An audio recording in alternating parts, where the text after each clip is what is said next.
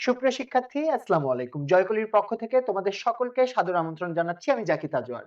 আজকে ইতোমধ্যে তোমরা এইচএসসি বাংলা প্রথম পত্র পরীক্ষা দিয়ে ফেলেছো এবং তোমরা খুবই উদগ্রীব হয়ে আছো যে তোমাদের অ্যান্সার গুলো ঠিক হয়েছে কিনা, বা যেগুলো পারোনি সেগুলোর ব্যাখ্যা কি হতে পারে, বা যেগুলো ভুল করেছো কেন ভুল হয়েছে। তো এগুলোর সামগ্রিক কথাবার্তা হবে তোমাদের সাথে। একেবারেই কথা না বাড়িয়ে চলো শুরু করা যাক। প্রথমেই বলে নেই, এই প্রশ্নটি আমাদের সংগ্রহ করা, সুতরাং এখানে যে দাগগুলো দেয়া আছে সেটা দেখে কনফিউজ হওয়ার কিছু নেই। আমি মুখে মুখে অ্যান্সার করে দিচ্ছি এবং দ্বিতীয় যেই ব্যাপার, একটু পরে আমাদের পেজ থেকেও কিন্তু অ্যান্সার শিটটা চলে যাবে। ঠিক আছে? ওকে। তারপরে আসো, আহ লেখাও যদি অস্পষ্ট মনে হয় সেটাও কিন্তু আমি তোমাদেরকে মুখে বলে দিব। তো আমরা যদি শুরু করি, আমাদের প্রথম প্রশ্নে চলে যাই। প্রথম প্রশ্ন, ঋতু বর্ণন কবিতায় এক প্রকারের ফুল হলো। আচ্ছা, আমি একটু জুম করে দেই, তোমরা একটু দেখতে ক্লিয়ার হবে। এখন আশা করি তোমরা ক্লিয়ারলি দেখতে পাচ্ছ। চলো আমরা চলে যাই আমাদের ১ নম্বর প্রশ্ন। সেট অনুযায়ী তোমাদের সিকোয়েন্সটা একটু আলাদা হতে পারে, এটা খেয়াল রেখো। ঋতুবর্ণন কবিতায় এক প্রকারের ফুল হলো। দেখো, ফুল বলতে আমরা গোলাপ, চামেলি, বেলি, রজনীগন্ধা এগুলো বুঝলেও এখানে কিন্তু ফুল বলতে লবঙ্গকে ইন্ডিকেট করেছে। চলে আসো নাম্বার ২। সিরাজউদ্দৌলা নাটকে আমি চিরকালই ইংরেজদের বন্ধু, এই উক্তিটি কার? এই উক্তিটি করেছিল উমিচাঁদ। উমিচাঁদ সবসময় চেষ্টা করত যে সে যেন খুব ভালোভাবে ইংরেজদেরকে মেইনটেইন করতে পারে, এবং সে তথাকথিত সেই সমাজের একজন ছিল যে তার সম্রাটের সাথে ছলনা করে কিংবা তার বিশ্বাসের সুযোগ নিয়ে অন্যকে সহায়তা করেছে। চলে আসি, একটা উদ্দীপক দেখতে পাচ্ছি। রানুর বিয়েতে বরপক্ষ অলংকার, মোটরসাইকেল ও আসবাবপত্র দাবি করে। তার বাবা নিরুপায় হয়ে ক্ষমা চান, কিন্তু বাবার অসহায়ত্ব ও বরপক্ষের হীন মানসিকতা, হীন মানে আমরা জানি নীচ, নীচ মানসিকতা দেখে রানু নিজেই বিয়ে ভেঙে দেয়। পরবর্তীতে সে বিয়ের পিঁড়িতে না বসে নিজেকে শিক্ষিত করে গড়ে তোলে, আত্মমানবতা সেবার আত্মনিয়োগ করে। তো এই অংশ থেকে আমাদের কিন্তু মনে পড়ে যায় আমাদের কিন্তু মনে পড়ে যায় এখানে আমরা কিন্তু কল্যাণীর কথাটা রিলেট করতে পারি, তাই না? তো কল্যাণীও কি করেছে, যখন তার বিয়ে ঠিক হলো, তার বয়সটা কিছুটা বেড়ে গেছে, তখন আহ একটা পক্ষ তার সাথে বিয়ে করার জন্য রাজি হলো, কিন্তু সেই পক্ষের মামা যখন এসে বিভিন্ন ভাবে তাকে আচ্ছা, বিভিন্ন ভাবে যে এই শোষণ, নির্যাতন কিংবা অপমান করছিল, সেই ব্যাপারগুলা কিন্তু এখানে আমরা লক্ষ্য করি। তো এরপরে আসো, উদ্দীপকের রানুর সিদ্ধান্তে অপরিচিতা গল্পের কল্যাণীর কোন দিকটি ফুটে উঠেছে? কলুষ সত্যার প্রকাশ, কলুষ মানে অন্ধকার। তারপর দেখো, আরেকটা বিষয় তোমাদের একটু বলে রাখি, সেটা হচ্ছে এই প্রত্যেকটা প্রশ্ন কিন্তু তোমরা জয়কলি বাংলা বিচিত্রা বই থেকে কিন্তু কমন পেয়ে গেছো। যারা যারা জয়কলি বাংলা বিচিত্রা বই পড়েছো তারা ইতোমধ্যে জানো। ওকে। তো এখানে দেখো, কলুষ মানে আমরা কি জানি? অন্ধকার। তারপরে আসো, তারপরে প্রাগসর। আচ্ছা, তারপরে আসো, তারপর প্রাগসর চিন্তা। প্রাগসর চিন্তা মানে কি? মানে যেটা প্রগতিশীল চিন্তা চেতনা, যেই চিন্তা চেতনার মধ্য দিয়ে মানুষ জ্ঞান বিজ্ঞানকে ব্যবহার করে প্রত্যেকটি ধাপে, প্রত্যেকটি পদে পদে তারা কি করে? কুসংস্কারকে ভেঙে দেয়। এবং এই যে প্রশ্নটা তোমাদের এসেছে, একেবারে প্রত্যেকটা প্রশ্ন কিন্তু তোমরা জয়কলি বাংলা বিচিত্রা বই থেকে ইতোমধ্যে পেয়ে গেছো, এবং এখানে কিন্তু ব্যাখ্যাগুলো আছে। এবং এই ব্যাখ্যাগুলো তোমাদের শুধুমাত্র এইচএসসি পরীক্ষা শেষ দেখে যে এই বইটির কাজ শেষ, ব্যাপারটা এমন না। তোমাদের অ্যাডমিশন লাইফেও এই বইটা হতে পারে তোমার পথের চলার সঙ্গী। ওকে। তারপরে আসো, স্বয়ংবরা মনোভাব নাকি আড়ষ্টতার প্রকাশ? আড়ষ্টতা দ্বারা কি বোঝানো হয়? অহংকার, অহমিকা বোঝানো হয়। তাহলে অ্যান্সার কি হবে? অবভিয়াসলি একটা মানুষ পড়াশোনা করে যৌতুক প্রথার বিরুদ্ধে অবস্থান করছে এবং যৌতুক প্রথাকে বৃদ্ধাঙ্গুলি দেখিয়ে নিজে শিক্ষিত হয়ে আত্ম সমাজের উন্নয়ন করছে, তাহলে এই ব্যাপারটা কি হবে বলো? এই ব্যাপারটা হবে প্রাগসর চিন্তা।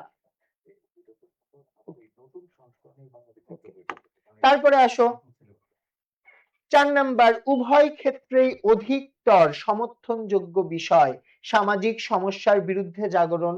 অবভিয়াসলি বলিষ্ঠ ব্যক্তিত্বের অধিকারী কেউ বলিষ্ঠ ব্যক্তিত্ব না হলে ওই সময়ে নারী পুরুষের যখন একটা অনেক ডিফারেন্স ছিল বা মানুষজন নারীদেরকে খুব নিচু মনে করত, সেই সময় একটা বিয়ের প্রপোজালকে একেবারে ছুঁড়ে ফেলে দেয়া অবভিয়াসলি একটা স্ট্রং পার্সোনালিটি বা ব্যক্তিত্বের ব্যাপার। তাহলে আমাদের অ্যান্সার আরেকটা দেখি, পিতৃতান্ত্রিক সমাজের জয় জয়াকার। পিতৃতান্ত্রিক সমাজ বলতে আমরা বুঝছি যে যেখানে ছেলেদেরকে খুবই বেশি গ্লোরিফাই করা হবে, ছেলেদের আলটিমেটলি ছেলেরা নারীদেরকে নির্যাতন করলেও কেউ কোনো কথা বলবে না, এমন একটা সমাজ ব্যবস্থা, সেটা কিন্তু আমরা এখানে দেখতে পাচ্ছি না। তাহলে আমরা কি দেখতে পাচ্ছি? আমরা দেখতে পাচ্ছি ১ আর ২, তার মানে আমার অ্যান্সার হবে গ নাম্বারটা। আমি আরেকটু জুম করি তোমাদের দেখার সুবিধার্থে, সেই সাথে আমাকে একটু কমেন্টে জানিয়ে দাও তোমাদের পরীক্ষাটা কেমন হয়েছে। ৫ নাম্বার, মোহাম্মদী বেগ কত টাকার বিনিময়ে সিরাজকে হত্যা করে? এই প্রশ্নটা তোমরা অনেকেই ভুল করেছো। অনেকেরই কনফিউশন যে ভাইয়া এখানে তো ৫,০০০ টাকা প্রথমে অ্যাডভান্স নিয়েছে, তারপরে ১০,০০০ টাকার কথা হয়েছে। অনেকেই ১৫ অ্যান্সার করেছো। কিন্তু অ্যান্সারটা কি হবে? অ্যান্সারটা হবে ১০। এই ১০,০০০ টাকার ৫,০০০, ওকে, এই ১০,০০০ টাকার ভেতরে ৫,০০০ টাকা অ্যাডভান্স নিয়েছে, কিন্তু টোটাল অ্যামাউন্টটা কত? টোটাল অ্যামাউন্টটা কিন্তু ১০,০০০ টাকা। সুতরাং অ্যান্সার হবে খ। এরপরে আসো, লাল সালু উপন্যাসে হাসিনীর মা ঝড় এলে কি করার অভ্যাস? দেখো, এই যে তোমাদের এই কনফিউশন ১০,০০০ না ১৫,০০০, এটা কিন্তু তোমরা অনেক বইয়ে বা অনেক জায়গায় সলভ করতে গিয়ে ভুল দেখবা। কিন্তু তোমাদের যাদের কাছে এই জয়কলি বাংলা বিচিত্রা বইটি আছে, একেবারে নতুন সংস্করণের তোমাদের লেটেস্ট যে ভার্সন, সেই ভার্সনটি, এটাই কিন্তু তোমরা পরিপূর্ণ একটা ব্যাখ্যা পাবা। এবং আবারও মনে করিয়ে দেই, অ্যাডমিশন লাইফে এটা কিন্তু তোমাদের খুবই উপকারী একটা বই হিসেবে হেল্প করবে। লাল সালু উপন্যাসের হাসুনির মা ঝড় এলে কি করার অভ্যাস? কিছু মানুষ আছে না, ঝড় আসলে অনেক বেশি হইচই করে, আমাদের হাসুনির মা ক্যারেক্টারটা ঠিক তেমন। আমাদের অ্যান্সার হবে হইচই করা। ঝড় এলেই হাসুনির মা কি করে? হইচই শুরু করে দেয়। ওকে, তারপরে আসো আমরা চলে যাই তারপরের কোশ্চেনে। তোমাকে পাওয়ার জন্য হে স্বাধীনতা, তোমাকে পাওয়ার জন্য আর কতবার ভাসতে হবে রক্ত গঙ্গায়? তার মানে স্বাধীনতা সংগ্রামে, স্বাধীনতাকে পাওয়ার জন্য, নিজেদেরকে শত্রুমুক্ত করার জন্য, কিংবা নিজেদের যে মৌলিক অধিকার নিশ্চিত করার জন্য বারবার বাঙালি সহ বিভিন্ন জাতিকে কি করতে হয়েছে? রক্ত দিতে হয়েছে। তো আক্ষেপের সুরে কবি এখানে এটাই জানতে চেয়েছেন, আর কত রক্তগঙ্গা দিলে, আর কত মানুষ জীবন দিলে আমরা অ্যাকচুয়ালি স্বাধীনতাটা পাবো? তো এখানে আমাদের অপশন কি কি আছে, কোশ্চেন কি আছে একটু দেখি। উদ্দীপকের শেষ ৪ চরণের সাথে বা সঙ্গে রেইনকোট গল্পের সাদৃশ্য মানে মিল রয়েছে বিষয়টিতে। জেনারেল মনসুন, এটা দ্বারা আমাদের কি বোঝানো হয়েছিল? আমাদের যে বাংলার বর্ষাকাল, যেই বর্ষাকালটা সম্পর্কে একটা মিথ আছে বা এক প্রকার সত্য, যে বর্ষাকালে বাংলার পথঘাট চেনা যায় না। এই সুযোগে আমাদের মুক্তি বাহিনী কিন্তু একেবারে পাকিস্তানি সৈন্যদেরকে নাজেহাল করে ফেলেছিল। যেমন রাশিয়ার উইন্টার বা শীতকাল এত বেশি তীব্র যে এই শীতের কবলে পড়ে কিন্তু রাশিয়াকে পরাজিত করতে যখন পারেনি, তখন তাদেরকে বলা হতো যে রাশিয়ার আছে জেনারেল উইন্টার আর বাংলার আছে জেনারেল মনসুন। তার মানে বৃষ্টির প্রভাব এতটাই প্রকট ছিল যে এখানে আমাদের কি বলা হয়েছে, যে এটা আমাদের সেনাপতি হিসেবে কাজ করেছে। তারপর সাবভার্সিভ অ্যাক্টিভিটিস মানে কি? গোপনীয় কাজ। এটা মানে কি? গোপনীয় কাজ। এরপর আসো ক্র্যাকডাউনের রাত। ক্র্যাকডাউনের রাতে কিন্তু আমাদের অনেক মানুষজনকে কিন্তু হত্যা করা হয়, অনেক রক্তগঙ্গা বয়ে যায়, অনেক নিরীহ অসহায় মানুষ, নিরস্ত্র বাঙালির উপর, ঘুমন্ত মানুষের উপর কিন্তু নির্যাতন করা হয়। এই জন্য এখানে আমাদের ক্র্যাকডাউনের রাতে অ্যান্সার হবে। তারপরে আসো, তারপরে উক্ত সাদৃশ্যে বা মিলে, এই মিলটা প্রকাশ পেয়েছে কোথায়? আমরা একটু কোশ্চেনটা উপরে আনি। মিলিটারিদের নৃশংসতা, তারপর মুক্তিযুদ্ধকালীন অবস্থা, বাঙালিদের সংগ্রামী চেতনা। অবভিয়াসলি এই উদ্দীপক এবং রেইনকোট দুইটাই যদি আমরা পড়ি, আমরা কিন্তু তিনটা ব্যাপারই লক্ষ্য করি। মিলিটারিরা অনেক নৃশংসভাবে আমাদের বাঙালিদের হত্যা করেছে, মুক্তিযুদ্ধকালীন যে অবস্থা সেই সময়ের বিষয়টা আমরা বুঝতে পারি এবং বাঙালিদের একটা সংগ্রামী চেতনা ছিল। বিনা যুদ্ধে আমরা একটা মাটির বালুকণা আমরা কিন্তু ছাড় দেইনি। তাহলে অ্যান্সার হবে ঘ নাম্বারটা। এবার চলে আসি আমরা ৯ নাম্বারে। কপিল দাস মুর্মুর শেষ কাজ গল্পে জমিদার ও কৃষকদের মধ্যে মধ্যস্বত্বভোগী শ্রেণীকে কি বলা হয়? আমি একটু এটার বেসিক ডিফারেন্সটা তোমাদেরকে বুঝাই। সেটা হচ্ছে তোমার জমিদার মানে হচ্ছে যার অনেক জমি আছে, আর এখানে আরেকজন হচ্ছে স্বাভাবিক কৃষক যারা দরিদ্র। এর মাঝখানে একজন ধনী কৃষক, মানে একজন বলতে বোঝাচ্ছি একটা ধনী কৃষক শ্রেণী আছে যাদের জমি জমায় জমিদারের থেকে একটু কম, কিন্তু এই দরিদ্র কৃষকদের থেকে তাদের কিন্তু অনেক বেশি কি আছে, তাদের অনেক বেশি জমি আছে। এবং এরা সব সময় এই দরিদ্র কৃষকদেরকে কি করে, অত্যাচার নির্যাতন করে এবং তাদের কাছে বারবার খাজনা তোলার নামে কিন্তু অনেক ধরনের সমস্যা তৈরি করে, তাদের জীবনে বাধা দেয়। আচ্ছা, এরপরে আসেন, তাইলে এটার অ্যান্সার কি হবে? এটার অ্যান্সার হবে জোরদার। এই ধনী কৃষকদেরকে জোরদার বলে। গন্তব্য কাবুল গল্পে নালার জলের পরশে কে নয়ন মেলে তাকিয়েছে? কে তাকিয়েছিল? নার্গিস। এরপরে চলে আসি আমরা 11 নাম্বার। বাংলার নব্য লেখক দিগের প্রতিনিবেদন প্রবন্ধ অনুযায়ী এখনকার প্রবন্ধে কোনটি বেশি দেখতে পাওয়া যায়? কি দেখতে পাওয়া যায়? কোটেশনের কথা বলা আছে। যৌবনের গান প্রবন্ধে প্রথম জাগরণ প্রভাত বলতে কি বোঝানো হয়? প্রথম জাগরণ মানে কি? কেউ কোনো একটা প্রজন্ম দ্রুত সচেতন হচ্ছে, সেই ব্যাপারটা এখানে কিন্তু প্রকাশ করেছে। তাইলে প্রথাগত তার এখানে কি প্রথাবদ্ধতার চাপে? না, সচেতনতার সূচনা লগ্ন। সূচনা লগ্ন মানে শুরুতে। তাইলে অ্যান্সার কি হবে? খ নাম্বারটা অ্যান্সার হবে। ওকে, তারপরে আসেন আমরা চলে আসি 13 নাম্বারে। বিদ্রোহী কবিতার শির নেহারি আমারি নত শির এই শিখর হিমাদ্রির, এখানে মূলত কি প্রকাশ পেয়েছে? তীব্র আত্মবিশ্বাস, চরম দুঃসাহস, প্রবল অহংকার, বিপুল প্রত্যাশা। অবভিয়াসলি এখানে তীব্র আত্মবিশ্বাস প্রকাশ পেয়েছে। 13 নাম্বার পর্যন্ত সলভ করার পর তোমাদের কাছে 30 সেকেন্ড টাইম চেয়ে নিচ্ছি শুধুমাত্র এইটুকু বলার জন্য যে তোমরা যারা মানবিক থেকে অ্যাডমিশন টেস্ট দিবে ঢাকা বিশ্ববিদ্যালয়, রাবি, চবি, গুচ্ছ, বিউপি সহ জাতীয় বিশ্ববিদ্যালয় এবং বিভিন্ন পাবলিক বিশ্ববিদ্যালয়, তাদের কিন্তু অবশ্যই বাংলা মানে বিচিত্রা বইটা তোমাদের অ্যাডমিশন জার্নিতে অনেক বেশি সহায়তা করবে। যেখান থেকে তোমরা আমাদের ওয়েবসাইটে গেলেই কিন্তু দেখতে পারবে বিগত বছরগুলোতে 15টার মধ্যে 15টা প্রশ্নই কিন্তু আমাদের এই বাংলা বিচিত্রা বই থেকে এসেছে এবং এই বছরও কিছুক্ষণের মধ্যেই তোমরা জানতে পারবে তোমাদের এই বোর্ড কোশ্চেনের কোন কোন অংশ আমাদের কোন কোন পৃষ্ঠা থেকে এসেছে। পুরো ডিটেলস কিন্তু তোমরা পেয়ে যাবে। তাই যারা সংগ্রহ করনি আজই সংগ্রহ করে নাও জয়কলি বাংলা বিচিত্রা। চলে যাচ্ছি আমাদের পরের কোশ্চেনে।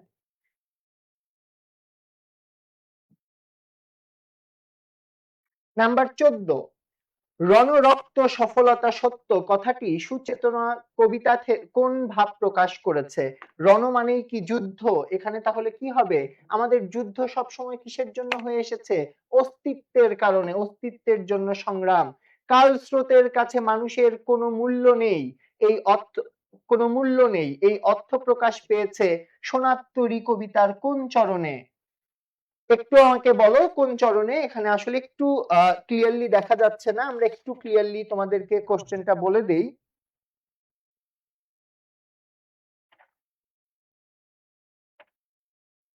ওকে, তো কোশ্চেনটা কি? কাল স্রোতের কাছে মানুষের কোনো মূল্য নেই, এই অর্থ প্রকাশ পেয়েছে বারেক ভিড়াও তরি কুলেতে এসে এখন আমারে লহ করুণা করে আমারই সোনার ধানে গিয়েছে ভরি শূন্য নদীর তীরে রহিনু পরি। কি হবে? শূন্য নদীর তীরে রহিনু পরি, অর্থাৎ আমাদের যেই কাজকর্ম যা কিছু সবকিছু এক জায়গায় ফেলে দিয়ে আমাদের শূন্য হাতে মহাকালের বা সময়ের গর্ভে বিলীন হয়ে যেতে হয়।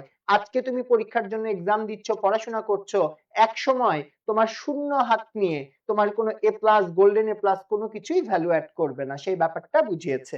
16 নাম্বার, সেই ফুল আমাদেরই প্রাণ, এই ফুল বলতে ফেব্রুয়ারি 1969 কবিতার কোনটিকে বোঝানো হয়েছে? কৃষ্ণচূড়া, পদ্মবন, বাংলা ভাষা, মানবিক বাগান। কাকে বোঝানো হয়েছে? বাংলা ভাষা। এরপরে আসো, তোমাকে যেন ভুলে না যাই এ আশিস দাও মোরে, আশিস মানে আশীর্বাদ, দূর থেকে যেন ওগো মরমে তোমায় খুঁজে পাই। এই উদ্দীপক এবং তাহারই পরে মনে কবিতায় কি প্রকাশ পেয়েছে? দুটিতেই নিজের যে স্মৃতি বা পুরাতন স্মৃতি সেই ব্যাপারগুলো সম্পর্কে এখানে কিন্তু স্মৃতি কাতরতা প্রকাশ পেয়েছে। উক্ত প্রকাশিত বিষয় সম্পর্কে নিচের কোন চরণটি অধিক সমর্থনযোগ্য?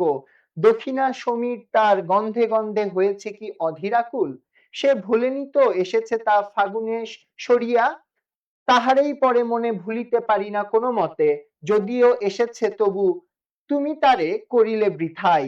তাহলে এই যে ভাবটা প্রকাশ পেয়েছে এই ভাবের সাথে আমাদের কিন্তু একটা লাইন একেবারেই মিলে যায়, তাহারই পরে মনে ভুলিতে পারি না কোনো মতে, এটা দ্বারাও কি প্রকাশ পেয়েছে? স্মৃতি কাতরতা। নাম্বার 19, নেকলেস গল্পে মাদাম লুইসেলের শারীরিক অবস্থা খারাপ হওয়ার কারণ কি? কারণ মাদাম লুইসেল আস্তে আস্তে যখন এই কাজগুলো করতে শুরু করলো, ধার দেনা পরিশোধ করার জন্য, তখন কিন্তু সে আস্তে আস্তে অসুস্থ হয়ে গেল এবং এটার মূল কারণ তার যে উচ্চাভিলাষ ছিল বা অভিলাষ ছিল সেটা। অন্যের কল্যাণে আত্মনিবেদন করলেই মানুষের প্রকৃত সত্য, দুঃখিত, সত্তা উন্মেচিত হয়। উদ্দীপকের ভাবাত্ম নিচের কোন রচনার সাথে সম্পর্কযুক্ত? কার সাথে বলেন? প্রতিদান। এরপরে আসেন, উক্ত রচনায় প্রকাশ পেয়েছে প্রীতিময় পরিবেশ সৃষ্টির আকাঙ্ক্ষা, অস্তিত্ব রক্ষায় বুদ্ধিদীপ্ত সাহসী সংগ্রাম, অসহায় মানুষের দায়িত্বশীল এবং মানবিক জীবনের গল্প। নাম্বার 21 একটু বলে ফেলেন, এর মাঝখানে আমি জাস্ট একবার দেখবো আপনাদের কোনো কোশ্চেনে কনফিউশন আছে কিনা, আপনারা কেউ কিছু কমেন্ট করেছেন কিনা।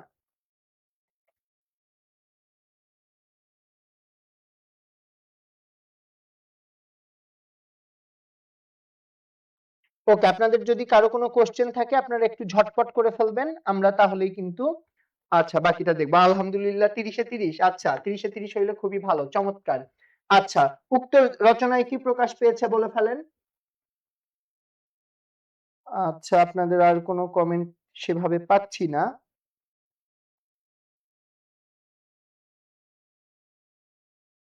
তারপরে আসেন, এই রচনায় কি প্রকাশ পেয়েছে? প্রীতিময় পরিবেশ সৃষ্টির আকাঙ্ক্ষা। প্রীতিময় মানে চারিদিকে ভালোবাসা তৈরি হবে, অস্তিত্ব রক্ষায় বুদ্ধিদীপ্ত সাহসী সংগ্রাম, এটা কি আছে?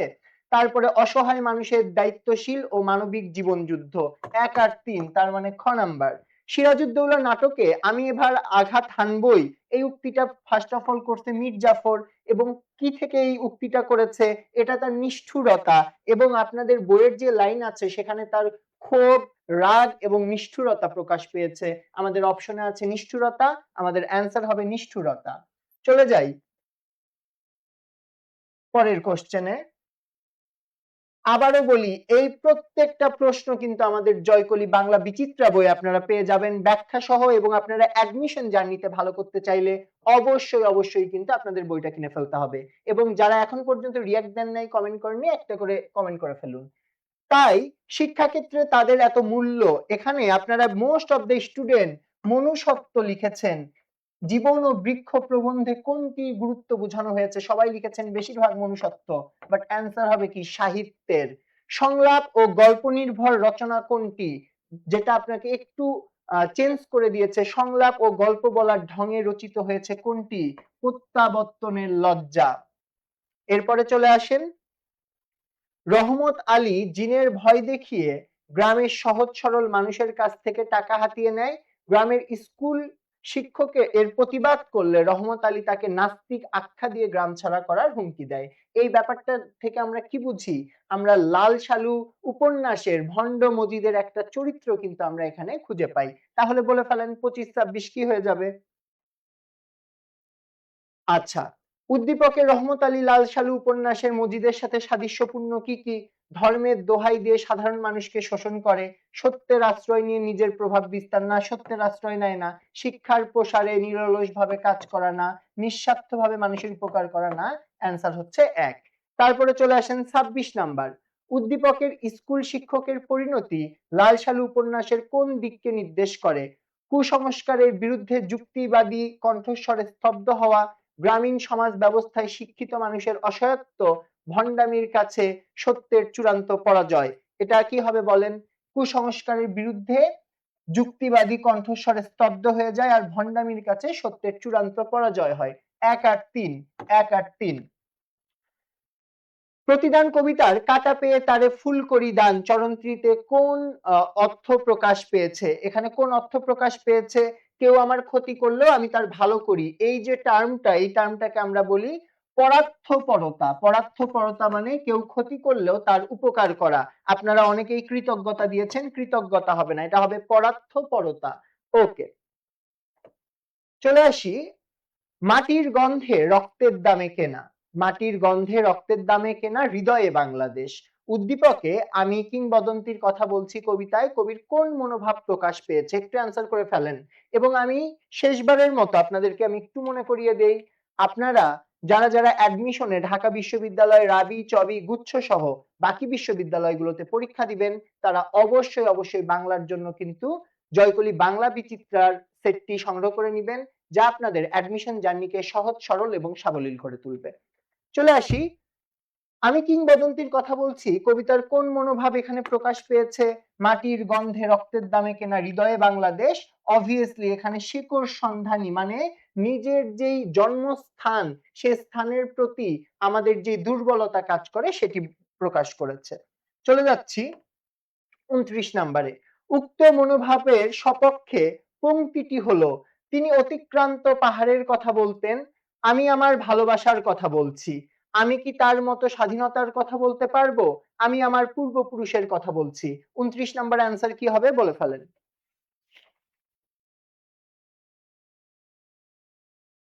২৯ নাম্বার কি হবে? আমি আমার ভালোবাসার কথা বলছি। লাস্ট ওয়ান, নিজ গৃহপথ তাত দেখাও তস্করে। তস্করে, তস্কর মানে কি? চোর। এখানে বিভীষণ মেঘনাদকে বলল নিজ গৃহপথ বা নিজের বাসস্থান তাত, তাত মানে কি? তাত মানে মেইনলি হচ্ছে বাবা, মানে আমরা বাবাকে তাত বলা হয়, কিন্তু এইখানে এখানে কিন্তু চাচাকে বোঝানো হয়েছে, ঠিক আছে? বাবা স্থানীয় বা বাবার মতো সম্মানজনক কেউ, এরকম বোঝানো হয়েছে। চাচাকে বলছে নিজ গৃহপথ তার দেখাও তস্করে। এটা তস্করটাকে বা এখানে চোর হিসেবে আখ্যায়িত করা হয়েছে কাকে? লক্ষণকে। তোমরা একটু সবাই জানিয়ে ফেলো কার কয়টা হয়েছে, এবং যাদের একটু পরীক্ষাটা খারাপ হয়ে গেছে অবশ্যই অবশ্যই মন খারাপ করার কিচ্ছু নেই, তারা কিন্তু পরের পরীক্ষাটা যদি ভালো দাও, দুইটা কিন্তু অ্যাডজাস্ট করে তোমাদের অবশ্যই এ প্লাস আসবে। আমরা একটু সৃজনশীল দেখে আসি হালকা করে। আচ্ছা, এখানে দেখো আমরা একেবারে পুরাটা পড়বো না, জাস্ট খালি আমরা একটু ছোট করে কিছু বিষয় দেখব। উচ্চশিক্ষিত যুবক শফিক তার পরিবারের সিদ্ধান্তের বাহিরে একটি শব্দও বলে না। তার বিয়ের আসরে বরপক্ষ হঠাৎ অতিরিক্ত নগদ টাকার দাবি করে। কনের বাবা আসাদ সাহেব এই ঘটনায় অত্যন্ত ব্যথিত হয়। তিনি বুঝতে পারে যারা অর্থের লোভে এমন আচরণ করে তাদের পরিবার, তার মেয়ে, তাদের পরিবারে তার মেয়ে কিনা নিরাপদ না। তিনি লোক ভয় তুচ্ছ করে এ বিয়ে ভেঙে দেয়। এত কিছুর পরেও শফিক নির্বিকার হয়ে বসে থাকে। কোনে রাবেয়া বাবার এই সাহসিকতা সমর্থন করে নিজেকে সমাজসেবা ও ব্রতচারী হিসেবে গড়ে তোলে। এখানে দেখেন কি ঘটনা ঘটেছে, একেবারে অপরিচিতা থেকে পুরো জিনিসটা মিলে যায়। এখন সুপুরুষ বটে আমাদের কল্যাণীর পিতা শম্ভুনাথ সম্পর্কে অবভিয়াসলি বলা হয়েছে, এটা আপনারা পেরেছেন। আমার ভাগ্যে প্রজাপতির সাথে পঞ্চস্বরের কোনো বিরোধ নাই, তাৎপর্য ব্যাখ্যা করো। এখানে ওই যে অনুপমের বিয়ের ভাগ্য নিয়ে যেই উক্তিগুলো আছে এগুলো কিন্তু আপনারা সব আমাদের বিচিত্রা বইয়ে খ নাম্বারের অনুধাবনমূলক প্রশ্নে পেয়ে যাবেন, অবশ্যই অবশ্যই দেখে ফেলবেন। এরপরে বলেছে উদ্দীপকে শফিকের সাথে অপরিচিতা গল্পের কোন চরিত্রের সাদৃশ্য রয়েছে? দেখেন শফিকের সাথে, শফিককে এখানে উচ্চ শিক্ষিত যুবক শফিক তার পরিবারের সিদ্ধান্তে বাহিরে গিয়ে একটা কথাও বলে না, এই রকম ব্যক্তি আমাদের অপরিচিতা গল্পে কে ছিল? আমাদের নায়ক ছিল অনুপম। তাইলে সেই ব্যাপারটা আমাদের এখানে প্রকাশ করতে হবে। আসাদ সাহেবের বলিষ্ঠ প্রত্যাখ্যান, প্রত্যাখ্যান মানে না করে দেওয়া, এবং রাবেয়ার ব্যক্তিত্বের স্ফুরণী পুরুষতান্ত্রিক মানসিকতার বিরুদ্ধে প্রকৃত প্রতিবাদ। উদ্দীপক ও অপরিচিতা গল্পের আলোকে মন্তব্যের যথার্থতা মূল্যায়ন করো। এখানে আপনাদের কি করতে হবে? শম্ভুনাথ এবং কল্যাণী মিলে এই যে একটা সমাজ ব্যবস্থা, যৌতুক প্রথা কিংবা নারীদের হেয় করার, নারীদের পরিবারকে ছোট করার যে একটা বিষয়, সেগুলোর প্রতিবাদ করেছে, সেই ব্যাপারটাই আপনারা এক্সপ্লেইন করবেন ওই দুইটা মিলিয়ে। ওকে, চলে যাই তারপরেরটা। খাঁচার পাখি ছিল, সোনার খাঁচার বন্দি চিরকাল, ডানার শক্তি ভুলেছে সে আজ, ভুলিয়াছে নভে নীল, বাহিরের আলো দেখেনি সে কভু, জানে না কি তার তেজ, পিঞ্জরে মানে খাঁচায় বসে সাজাই সে আজ মিছে গয়নার রেশ, মুক্তি যদি না লভে বিহগী, আকাশ রাহিবে শূন্য, ডানায় ডানা মেলা ছাড়া কি হয় জীবনের গান ধন্য।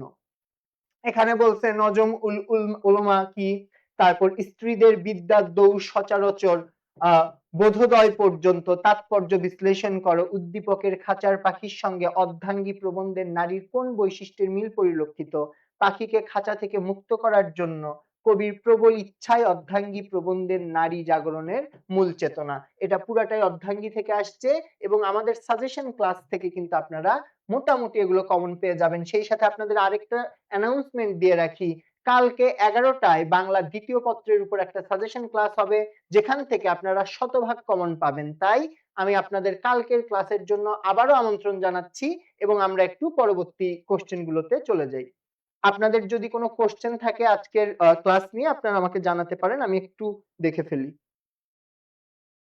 আজকের ক্লাস নিয়ে কারো কোনো কোশ্চেন থাকলে আমাকে বলতে পারেন যে এই টপিকটা এমন কেন হইলো, বা যে কোনো কোশ্চেন থাকলে আপনারা বলে ফেলতে পারেন।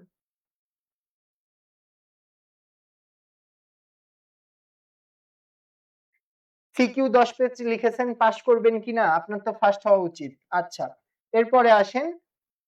এর আগেরটা খুব একটা স্পষ্ট দেখা যাচ্ছে না। ব্যবসায়ী রফিক সাহেব তার বিশ্বস্ত কর্মচারী করিমকে তার ব্যবসার একটি অংশের দায়িত্ব দেন, কিন্তু কিছুকাল পরেই করিম ভুয়া কাগজপত্র তৈরি করে সেই দোকানের মালিকানা দাবি করতে শুরু করে। এই জালিয়াতিতে তাকে মদদ দেয় রফিক সাহেবের ব্যবসায়িক প্রতিদ্বন্দ্বী সোহেল ও তার সাঙ্গপাঙ্গরা, যাদের লক্ষ্য ছিল রফিক সাহেবের ব্যবসা দখল করা। এই পুরো ঘটনাটা থেকে আমরা কি পাই? পুরো ঘটনাতে সিরাজউদ্দৌলা সম্পর্কে তার লাইফের যে স্টোরি, সেই স্টোরিটা কিন্তু আমরা দেখতে পাই। সেখানে কি হয়েছে, সে যখন ক্ষমতায় গেছে আলীবর্দী খাঁয়ের পরে, তার যে কোঅপারেশনটা তার সভাসদের কাছে পাওয়া উচিত ছিল, সেটা কিন্তু সে পায় না। ইভেনচুয়ালি তার পরিবারও কিন্তু তার অপোজ করে। এই যে ব্যবসা একটা ক্ষেত্রের কথা বলেছে, তার সাথেই কিন্তু আমাদের এই পুরো উদ্দীপকের একটা মিল আমরা দেখতে পাই। ওকে, ওয়ালি খান কিসের জন্য ইংরেজদের পক্ষে যুদ্ধ ঘোষণা করেছে? আমার শেষ যুদ্ধ পলাশিতেই, তাৎপর্য ব্যাখ্যা করো। এই যে দেখো, তোমাদের 30টা এমসিকিউ, 30টা এমসিকিউ এর 30টাই কিন্তু জয়কলি বাংলা বিচিত্রা থেকে তোমরা শতভাগ কমন পেয়েছো। শুধু তাই না, এই যে আমি সৃজনশীল প্রশ্ন দেখাচ্ছি, কিছুক্ষণের মধ্যে আমাদের পেজে আপলোড করা হবে। তোমাদের এই প্রত্যেকটা সৃজনশীল প্রশ্নও কিন্তু আমাদের জয়কলি বাংলা বিচিত্রায় একেবারে হুবহু তোমরা কিন্তু কমন পেয়ে যাবে গেছো অলরেডি। এবং তোমরা যারা সেকেন্ড পার্ট পরীক্ষা নিয়ে দুশ্চিন্তায় আছো, তাদেরকেও বলি তোমাদের সেকেন্ড পার্টের সাজেশন ক্লাস কালকে 11টায়, অ্যাজ ওয়েল অ্যাজ আমাদের জয়কলি বাংলা বিচিত্রার দ্বিতীয় পত্রের যে পোর্শনটা আছে, সেখান থেকে যদি তোমরা খুব ভালো করে পড়ো, তাহলে কিন্তু তোমাদের পরের দিনের যে এক্সাম, বাংলা দ্বিতীয় পত্র যে এক্সাম, সেই এক্সামটাও খুব সুন্দরভাবে চমৎকারভাবে কিন্তু হয়ে যাবে। ওকে, আমরা চলে আসি এরপরে। আমি চাই মহত্বের মহৎ পরাণ, মুকুতা মানিক নিধি, আমারে দিও না বিধি, চাহিনে জগতের রাজত্ব সম্মান, বাঞ্ছিত পরাণ পেলে মেখে নেব মনুষ্যত্ব শ্রেষ্ঠ উপাদান, প্রাণের সাধক আমি, সাধনীয় প্রাণ। প্রতিদান গল্পের প্রতিদান কবিতায় কবি কার জন্য কাঁদেন? তারপর দীঘল রজনী তার তরে জাগি, ঘুম যে হেরেছে মোর, মানে যে আমার ঘুম কেড়ে নিয়েছে, অন্তর্নিহিত তাৎপর্য, এই ক খ এগুলো সব কিন্তু বাংলা বিচিত্রায় আপনারা পেয়ে যাবেন। উদ্দীপকের শেষ দুই পংক্তি বা লাইনের ভাব প্রতিদান কবিতার কোন অংশকে প্রতিফলিত করে? উদ্দীপকের কবির আকাঙ্ক্ষা ও প্রতিদান কবিতার কবির কর্মপন্থা দুই এক মহত্তম মানবিক দর্শনে সিক্ত। এই প্রত্যেকটা বিষয় কিন্তু তোমরা জয়কলি বাংলা বিচিত্রা বইয়ে পেয়ে যাবে। এবং তোমরা যারা অ্যাডমিশন টেস্টের জন্য বিভিন্ন বি ইউনিটে বা মানবিক সেকশনে পরীক্ষা দিবে, তাদের জন্য আমি বলে রাখি, গত বছর আমাদের প্রত্যেকটি পাবলিক পরীক্ষায় কিন্তু জয়কলি বাংলা বিচিত্রা বই থেকে প্রশ্ন এসেছে। এখানে আমাদের এমসিকিউ গুলো দেয়া আছে, সেই এমসিকিউ গুলোর ব্যাখ্যা দেয়া আছে। কোন বিশ্ববিদ্যালয়ের কোয়েশ্চেন প্যাটার্ন কেমন হয় সেটা তোমরা জয়কলি বাংলা বিচিত্রা থেকে জানতে পারবে। তার পাশাপাশি জয়কলি বাংলা বিচিত্রা নিশ্চিত করবে তোমাদের প্রিপারেশন যেন টপ নচ হয় এবং খুব সহজেই তোমরা যেন তোমাদের যে অ্যাডমিশন জার্নি সেটা সলভ করতে পারো। এবং তারই পাশাপাশি তোমরা জানো যে জয়কলি বাংলা বিচিত্রা একেবারে নতুন যে সংস্করণ এসেছে সেটি একেবারে আপ টু ডেট করা এবং তার পাশাপাশি যেগুলো গুরুত্বপূর্ণ প্রত্যেকটি বিষয় এখানে ইনক্লুড করা আছে। তাই শুধুমাত্র আমরাই দিচ্ছি শতভাগ কমনের নিশ্চয়তা। তাই যারা এখনো সংগ্রহ করনি সংগ্রহ করে ফেলো জয়কলি বাংলা বিচিত্রা বইটি। আশা করি আজকের পরীক্ষা তোমাদের দারুণ হয়েছে। কারো যদি পরীক্ষা খারাপ হয়ে থাকে মন খারাপ করার কিচ্ছু নেই। পরবর্তী পরীক্ষা ভালো করলে ২ টার গড়ে তোমাদের অবশ্যই এ প্লাস চলে আসবে। সবার জন্য শুভকামনা জানিয়ে আজকের ক্লাসটি এখানেই শেষ করছি। আসসালামু আলাইকুম।